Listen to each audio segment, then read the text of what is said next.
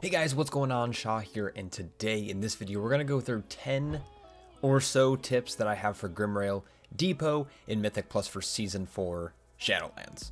If you end up liking this video, make sure to hit that like and subscribe button. That stuff goes a long way for the channel. Let me know if I missed any cool tips that you have down below. I know there's a lot of cool spell reflect tech, but I wanted more general tips for just tanks and players in general for this instance. Let's get into it.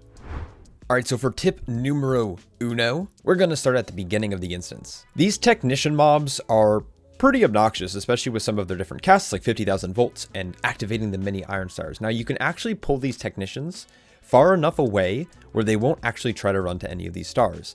At the start of the instance, it's a little bit more difficult to do, but if you pull way back to this corner, you are able to actually get them out of range of all of the stars. You can also do this with the following technician, and you can pull him towards the boss room. Now, the middle technician, I hope you're not pulling it, but if you are, there isn't really a good spot to pull him to get him out of range of any of the iron stars. So just skip him.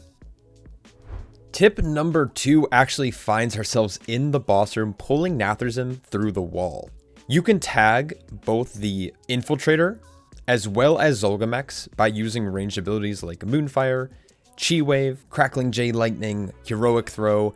Really anything that has more than a 20-yard range can be used. You can even taunt the mobs. Now, if you're in front of the gate, that actually won't work. You have to be between the walls to pull this off. The benefit of doing this is you're going to actually gain a little bit extra bounty before doing the first boss fight. And on Tyrannical weeks, this could actually be what gets you the boss kill and what doesn't. Now, tip number 3 is actually going to be during the Rocket Spark and Borka boss fight. Now, I've seen a lot of groups wipe to this fight. The scariest overlap in the fight is on the very first missile barrage when Rocket Spark jumps up on top of his boxes or scaffolding, whatever you want to call it. While he's doing this missile barrage, he is also going to cast Slam, at least from Borka. And these two mechanics overlapping pretty much can one-shot your group. So when you're in this fight with your, push team, make sure you're using pretty aggressive defensives here. Whether that's a group defensive or personal defensives to mitigate some of the damage. After that, most times the slam will not happen during the missile barrage. So should be pretty easy after that. Tip number 4 has us actually finishing Rocket Spark and Borka fight and heading upstairs to hijack the train. Hijack the train? Sure. The Bombardier mobs cast a nasty slash that provides an increasing damage taken debuff to the tank player or whoever is threat at the time. This mob is extremely deadly, and if you are playing Dwarf, you can actually use Stone Form to remove it, or you can use Kyrian File. If you're a Kyrian tank, or if you can play Kyrian tank, I highly recommend doing it in this part of the instance, because you're going to be taking a lot of damage from these mobs, especially on Fortified Week. So tip number 5 is kind of weird.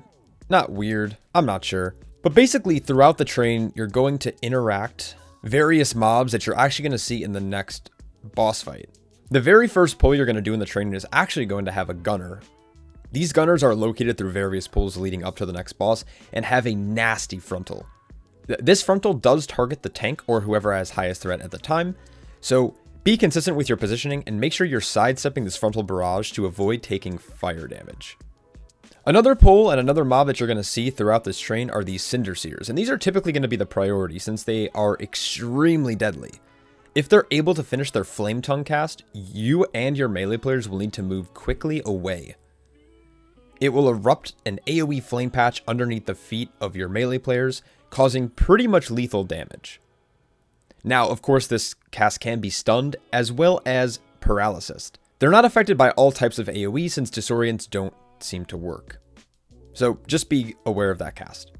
Now, for those of you who have watched me on stream as of late, I have run Grimrail an extraordinary amount of times. So I've picked up on a lot, and I know what a lot of pugs struggle with, and it seems like a lot of people don't know how the second boss fight works.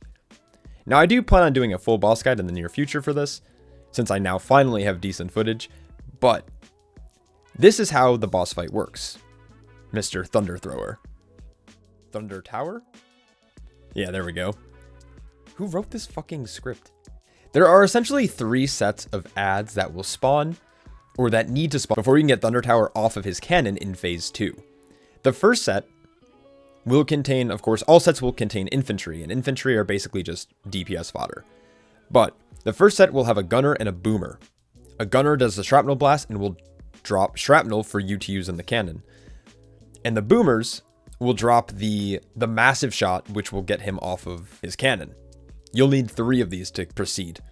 The second set will provide you with a gunner and a bombardier. The bombardiers drop grenades that you can actually use to stop casts, which will actually come in handy a little bit down the line. The third set will have 2 boomers, and then the fourth set will have 2 gunners.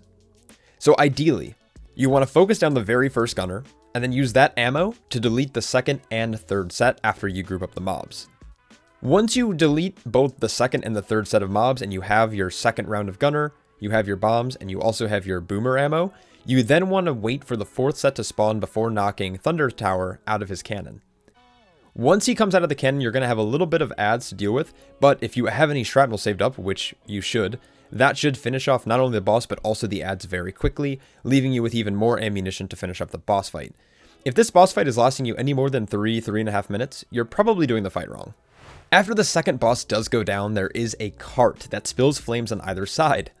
It will appear that it's currently on the right hand side after the boss goes down, but the next set following that will be a double, which means that it's going to be on both sides. This is a technical RP element of the dungeon, and you just need to wait it out. Now, it is possible to skip ahead if you're a very fast class. I've seen mages do it successfully. I've seen certain druids running Tiger's Dash do it successfully, but for the most part, it's best just to be patient so you don't die and waste time. After that, after it's the double side, it's going to continue its alternating rotation, going from the right to the left to the right.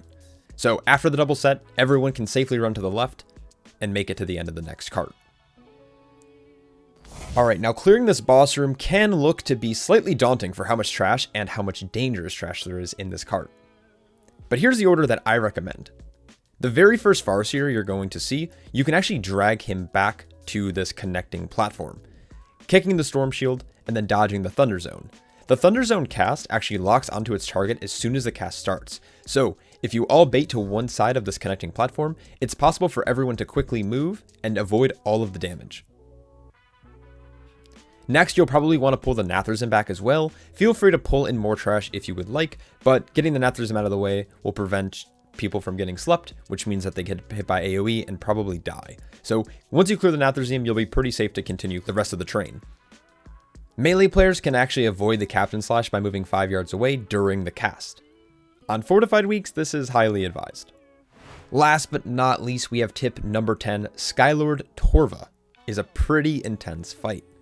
While the mechanics are pretty simple, she has a tendency to one-shot players, and getting hit by even one mechanic can result in a nice little trip to the graveyard. Melee should bait the spear away from range players.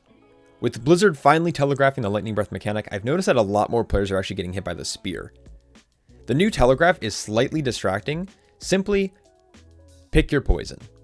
It's much better to get hit by the Lightning Breath than it was to get hit by the spear, but ideally you won't get hit by anything. It is possible to avoid all damage on this fight.